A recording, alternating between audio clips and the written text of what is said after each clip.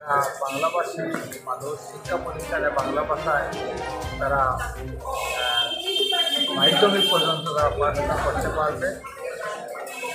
দ্বিতীয়টি ছিল আমাদের বরাক উপত্যকায় সরকারি কাজে বাংলা ভাষা ব্যবহৃত হবে।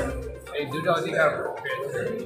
এই যে আমাদের দুটো অধিকার পেলাম 1961 সালে আন্দোলনের ফলে 19শে মে 11 জন বাংলাভাষী মানুষ 19শে মে 1961 সালের শহীদ হওয়ার পর যে অধিকার দুটো পাওয়া গেল, এই অধিকার দুটো যাতে আগামী দিনে বজায় থাকে, এই যে চেতনা 1900 চেতনা, এই 1900 আমাদেরকে দুটো অধিকার আমাদেরকে পাইয়ে দিয়েছে।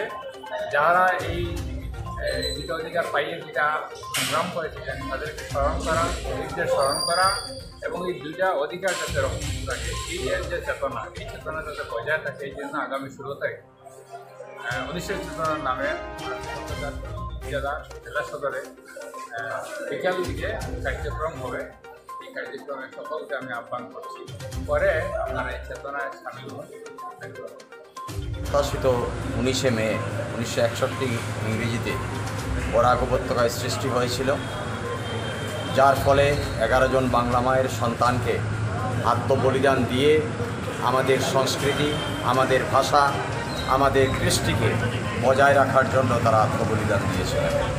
তো আজকে প্রায় 63 বছর পেরিয়ে গেছে। আজকেও সেই 19শে মের যে 11 জনের শহীদের মৃত্যুবরণ, এটা বরাকবাসী ভুলেনি।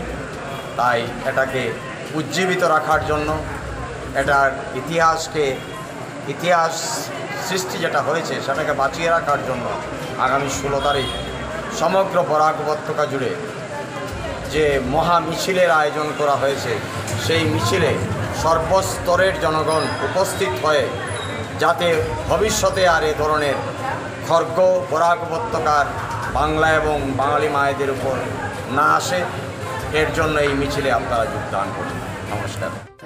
যে মহামিছিলের আয়োজন করা হয়েছে, সবাইকে এই মিছিলে অংশগ্রহণ করে মায়ের ভাষা বাংলা ভাষা এটার চেতনা উদ্বুদ্ধ করার জন্য এবং আগামী প্রজন্মকে